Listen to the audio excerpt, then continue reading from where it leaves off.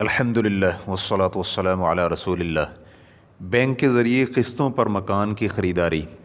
سوال کیا گیا ہے، میرے والد صاحب فوت ہو گئے ہیں اور اپنے بھائیوں کے لیے میں ہی سربراہ ہوں۔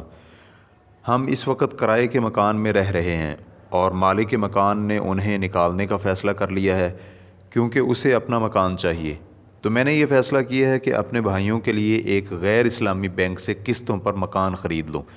ہمارے ہاں اسلامی بینک نہیں پائے جاتے، تو کیا مکان کی خریداری سود اور حرام ہوگی؟ رہنمائی فرما دیں۔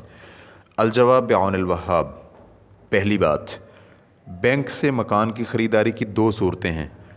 پہلی یہ ہے کہ بینک صرف پیسوں کا بندوبست کرے، یعنی کسٹمر کو سامان کی قیمت دے دے یا خود ہی کسٹمر کی طرف سے ادائیگی کر دے، جس کے عوض میں ادا شدہ رقم بھی واپس لے لے اور اس پر منافع بھی وصول کرے۔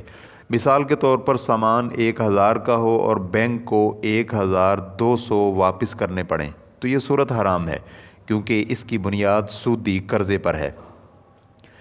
دوسری صورت یہ ہے کہ بینک حقیقی طور پر کوئی سامان خریدے، پھر بعد میں اسے کسٹمر کو زیادہ قیمت پر قسطوں میں بیچ دے، تو اس میں کوئی حرج نہیں ہے۔ اسی کو خریداری کا حکم کرنے والے کے ساتھ بیع مرابحہ کہا جاتا ہے۔ اس صورت میں بینک سامان کی خریداری سے قبل کسٹمر سے عقد نہیں کر سکتا، کیونکہ جو چیز ابھی ملکیت میں نہ ہو اس کی خرید و فروخت کرنے سے منع کیا گیا ہے، اور بینک کے لیے جائز ہے کہ وہ مستقبل میں سامان کی ملکیت حاصل کرنے پر کسٹمر سے سامان کی خریداری کا وعدہ لے سکتا ہے، لیکن یہ وعدہ لازمی نہیں ہوگا۔ مذکورہ بیان کے بعد اگر بینک مکان خرید کر پھر اسے قسطوں میں فروخت کرتا ہے تو اس میں کوئی حرج نہیں ہے، اور اگر بینک خریداری نہ کرے بلکہ اس کی قیمت آپ کو دے دے یا آپ کی طرف سے قیمت ادا کر دے اور اس رقم کی واپسی قسط وار زیادہ وصول کرے تو یہ سود ہے، اور سود کے بارے میں بہت سخت وعید آئی ہے۔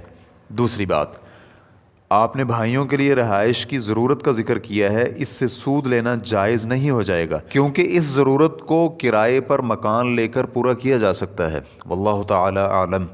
اسلام QA ریکارڈنگز، مؤسسۃ الشیخ محمد صالح المنجد، المملکۃ العربیۃ السعودیہ، فتویٰ نمبر 110006۔ والسلام علیکم ورحمۃ اللہ وبرکاتہ۔